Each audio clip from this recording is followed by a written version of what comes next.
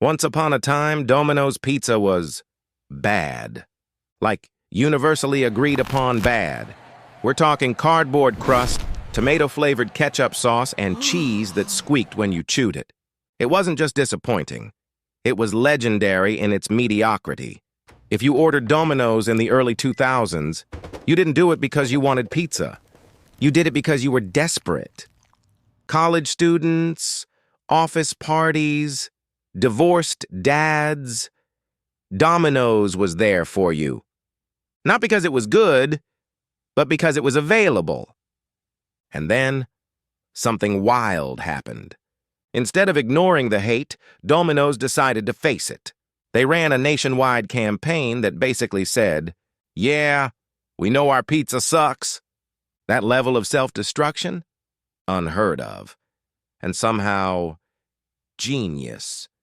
Because what came next was one of the most insane turnarounds in fast food history. Within a few years, Domino's went from the pizza punchline to one of the most loved delivery chains on earth. So what happened? How did a company that hit a rock bottom end up redefining what a brand comeback looks like? Let's rewind the dough and find out how Domino's went from disaster to delicious. And hey, before we get this slice started, hit subscribe. It's free, fast, and unlike 2000s Domino's, it actually delivers. To understand Domino's comeback, you have to understand how far they fell. Let's rewind to the 1980s. Back then, Domino's was a delivery revolution. Their whole pitch was simple. Fresh pizza, delivered in 30 minutes or less, guaranteed. It was bold, it was fast, it was America, and it worked. For a while. But that 30 minutes or less promise became their curse. Drivers started speeding, accidents happened, and by the 1990s, Domino's was facing lawsuits, not just late fees. They had to kill the guarantee, and the magic went with it. Meanwhile, the pizza? It got worse. As the brand expanded, quality dropped faster than a pizza box off the back of a scooter. They cut corners on everything. Cheap cheese, flavorless sauce, crusts that could double as packing material. Customers started roasting them online before roasting was even a thing. Reviewers called it the worst pizza I've ever had. One even said, "I'd rather eat the box." Ouch. By the early 2000s, Domino's wasn't the pizza place anymore. It was the emergency food option. Something you ordered only when every other restaurant was closed and your fridge looked like a crime scene. And yet, the company kept coasting, still profitable, but completely out of touch. They had millions of loyal customers. Who didn't actually like them? That's a dangerous place to be. Because you can fake freshness, you can fake cheese, but you can't fake trust.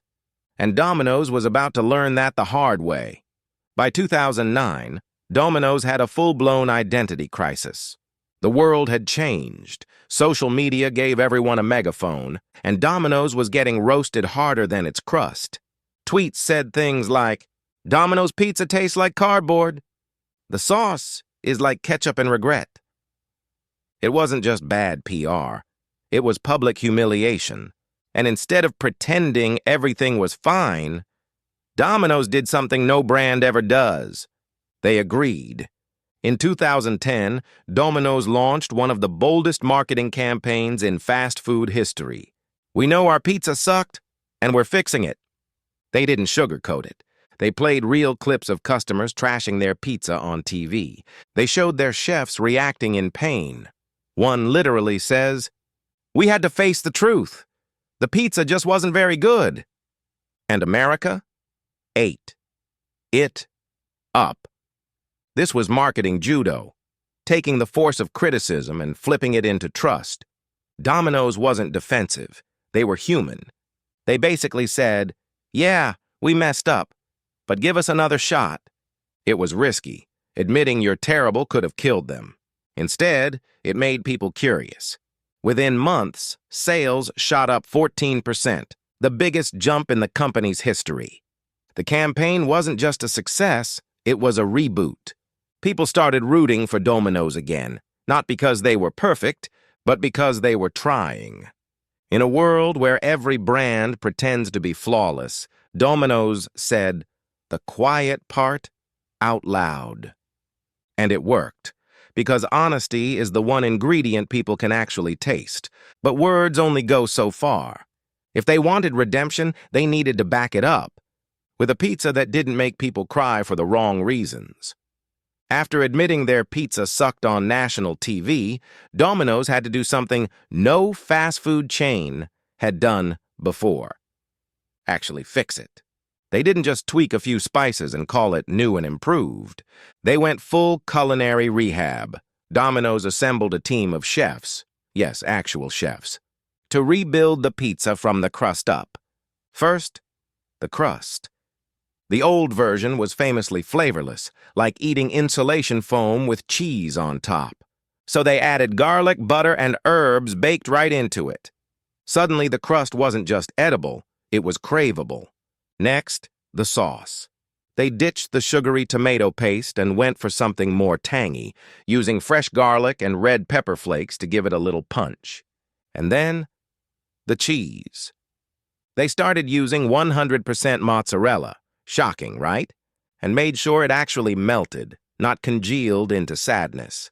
To prove it wasn't all talk, Domino's went transparent, literally. They invited customers to watch them test recipes, film their reactions, and even record their first bites. It was basically a reality show called, Can We Redeem Ourselves? And it worked. When the new pizza dropped in 2010, customers went from skeptical to obsessed. Reviews flipped from tastes like cardboard to, wait, this is actually good. People who had sworn off Domino's for years came crawling back. And this time, the pizza didn't disappoint. The new recipe wasn't just about flavor. It was about forgiveness. And suddenly, Domino's wasn't a punchline anymore. It was a comeback story, one slice at a time. After fixing the pizza, Domino's realized they still had one problem. People didn't trust them. So instead of just changing the food, they changed the experience. Domino's went all in on something no other pizza chain had dared to do: turn pizza delivery into a tech company. They built one of the most advanced ordering systems in fast food. Apps, GPS trackers, real-time pizza progress bars. You could literally watch your pizza go from prepping to baking to out for delivery. And it worked. That little loading bar wasn't just cute, it built trust. Customers stopped wondering, "Where's my pizza?" and started thinking, "Ooh, look, Brian just put it in the oven." Then Domino's took it further. They launched Domino's Anywhere, letting people order pizza through smart TVs, smart watches, Twitter, and even their car dashboards. If you could send a text, you could summon pizza. It was absurd and brilliant. Because Domino's didn't just sell food, they sold control. You could customize, track, and even rate your delivery in seconds. It made the whole process feel personal, even when it was fully automated. And behind the scenes, Domino's was collecting mountains of data, learning what people ordered, when, and how fast they wanted it. They used that info to speed up deliveries, improve recipes, and target ads so perfectly, it felt like your phone was hungry too.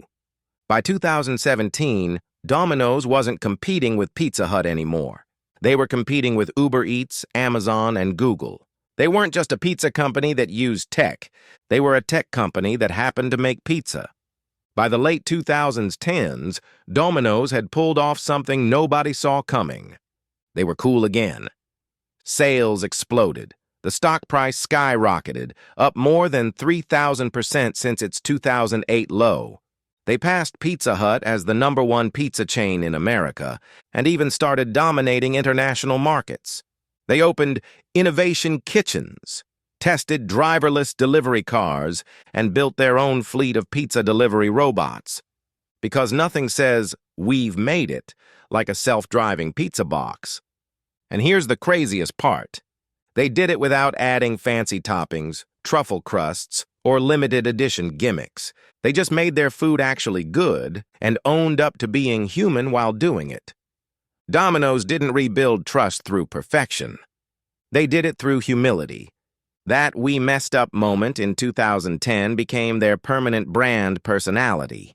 They made transparency their marketing strategy, and in a world full of PR spin, that honesty felt refreshing. They proved you can't out-trend trust. And once people believed in Domino's again, they didn't just forgive the past, they ordered extra cheese. So, yeah, Domino's used to be terrible. Like, is this cheese or regret? Terrible.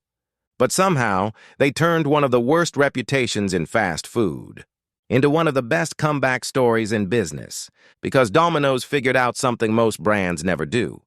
You can't fake authenticity, but you can earn it back. They didn't double down, deny, or distract. They listened, they fixed the problem, and they made fun of themselves before anyone else could. That's why people trust them now. Not because they're perfect, but because they're honest about not being perfect. In a world where every company tries to look flawless, Domino's reminded us that the real secret ingredient is humility. So next time you open that blue and red box, remember, you're not just tasting pizza. You're tasting one of the best redemption arcs in food history. And hey, if this video left you hungry for more, hit subscribe. I promise, it's way more satisfying than 2000's Domino's ever was.